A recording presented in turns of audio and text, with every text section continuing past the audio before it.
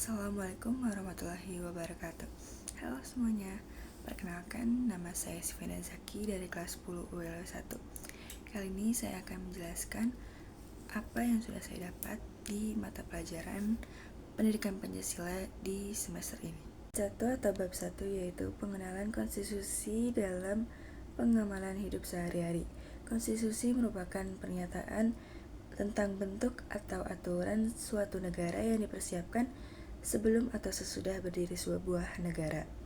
Konstitusi sebuah negara merupakan hukum dasar paling tertinggi yang berisi tata penyelenggaraan negara. Perubahan sebuah konstitusi akan berdampak besar bagi sebuah negara yang dimana semula demokratis bisa menjadi otoritas atau otoriter. Konstitusi juga bersifat fundamental dan legitimasi atau landasan otoritas, bentuk-bentuk hukum atau peraturan perundang-undangan lainnya. Tujuan konstitusi seperti yang tertuang dalam pembukaan Undang-Undang Dasar Negara Republik Indonesia tahun 1945, yakni yang pertama, melindungi segenap bangsa Indonesia dan seluruh tumpah darah Indonesia. Yang kedua, memajukan kesejahteraan umum. Yang ketiga, mencerdaskan kehidupan bangsa. Yang keempat, ikut melaksanakan ketertiban dunia. Ada dua macam konstitusi, yang pertama yaitu tertulis, yang kedua tidak tertulis atau konvensi. Contoh tertulis yaitu Undang-Undang Dasar Negara Republik Indonesia tahun 1945. Yang tidak tertulis atau konvensi, aturan dasar yang lahir dari kebiasaan ketatanegaraan. Kedudukan Undang-Undang Dasar 1945 adalah hukum dasar tertinggi dalam hierarki perundang-undangan dan menjadi sumber dari peraturan lainnya.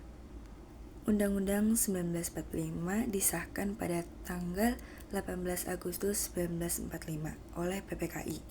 Pernah beberapa kali diganti oleh Konstitusi RIS 1949, diganti oleh UUDS 1950, diberlakukan kembali melalui Dekret Presiden 1959, mengalami amandemen sebanyak 4 kali pada periode 1999 sampai 2002. Undang-Undang Dasar 1945 sebelum amandemen pembukaan batang tubuh 37 pasal, 4 pasal aturan peralihan, 2 ayat aturan tambahan.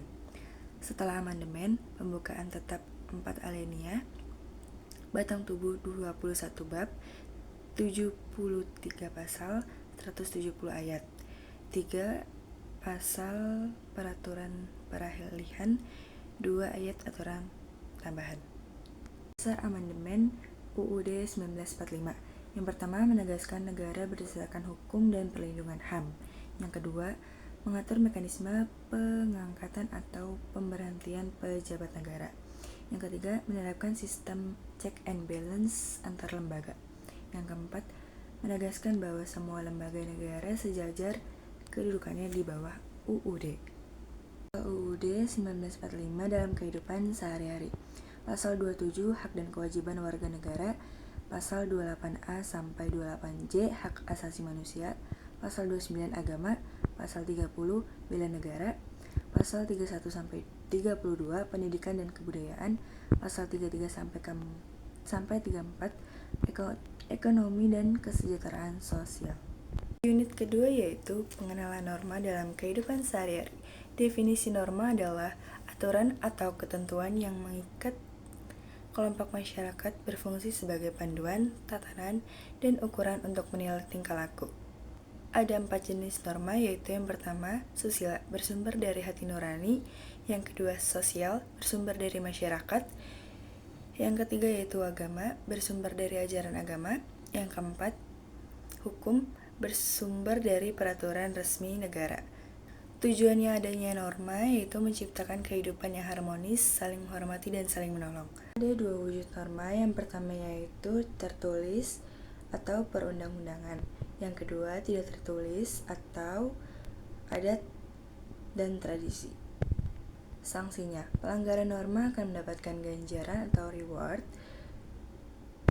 atau hukuman punishment, baik berupa sanksi sosial atau kultural, pujian, cela, atau pengucilan, maupun sanksi fisik. Unit 3 yaitu hubungan erat Pancasila dengan UUD NRI tahun 1945. Pancasila adalah dasar negara dan sumber dari segala sumber hukum di Indonesia. Pembukaan Undang-Undang Dasar Negara Republik Indonesia tahun 1945 mengandung nilai-nilai dan cita-cita luhur bangsa yang dirumuskan dari 5 sila Pancasila. Undang-Undang Dasar Negara Republik Indonesia tahun 1945 adalah hukum dasar tertulis atau hukum dasar dalam peraturan perundang-undangan yang berkedudukan sebagai hukum tertinggi di bawah Pancasila. Pancasila sebagai ideologi dan falsafah sebagai landasan dalam pelaksanaan cita-cita atau tujuan berbangsa dan bernegara. Segala sumber hukum, setiap materi muatan peraturan perundang-undangan tidak boleh bertentangan dengan nilai-nilai yang terkandung dalam Pancasila. Payung keragaman. Pancasila adalah titik temu atas keragaman warga negara Indonesia. Pancasila dan pembukaan Undang-Undang Dasar Negara Republik Indonesia tahun 1945 tidak terpisahkan, karena 5 sila Pancasila tercantum secara abadi dan dirinci dalam 4 alinea pembukaan Undang-Undang Dasar Negara Republik Indonesia tahun 1945. Pancasila adalah cita-cita berbangsa dan bernegara yang diwujudkan dalam pembukaan Undang-Undang 1945. Pasal-pasal dalam Undang-Undang Negara Republik Indonesia tahun 1945 merupakan penjabaran, perwujudan, atau tindak lanjut dari nilai-nilai 5 sila Pancasila. Contohnya yaitu: pertama, ketuhanan yang Maha Esa tercermin dalam pasal 29. Sila kedua, kemanusiaan yang adil dan beradab tercermin dalam pasal 34 Undang-Undang Dasar Negara Republik Indonesia tahun 1945 dan pasal 28A sampai 28J Undang-Undang Dasar Negara Republik Indonesia tahun 1945. Sila ketiga Pancasila, Persatuan Indonesia tercermin dalam pasal 1 tentang bentuk dan kedaulatan dan pasal 25. Pancasila, kerakyatan yang dipimpin oleh hikmat kebijaksanaan dalam permusyawaratan perwakilan. Ada banyak pasal yang mengatur kekuasaan pemerintah seperti pasal 4, 5, 6, 6A, 7, 7A, 7B, dan 8 sampai pasal 16.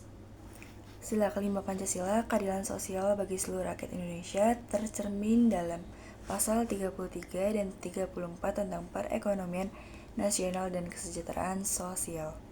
Itu yang dapat saya sampaikan, mohon maaf apabila ada kekurangan. Terima kasih. Wassalamualaikum warahmatullahi wabarakatuh.